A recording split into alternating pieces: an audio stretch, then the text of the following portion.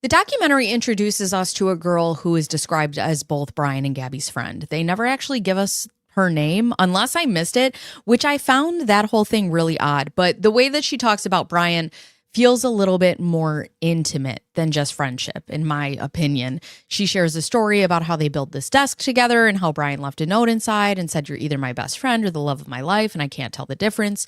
And I'll give her the benefit of the doubt, but this part of the documentary immediately gave me odd vibes. She then explains that Brian was interested in her, but she wasn't interested in Brian, and over time they just drifted apart. But here's where I start questioning, why is this even relevant? The way that it's framed feels like Brian was into me, but I wasn't into him, so he just moved on. And honestly, it doesn't sit right with me. The story is about Gabby. And including this detail almost makes it feel like this could have been me, which I find unnecessary. It could have just been left at, we were friends. There's also not much that she adds to the documentary, and I almost feel like when she talks about Brian and Gabby, she does it through a romanticized lens, which feels weird knowing the topic of this documentary. I don't know if you watched the doc. If you did, let me know your thoughts, but that's just how all of that came off to me.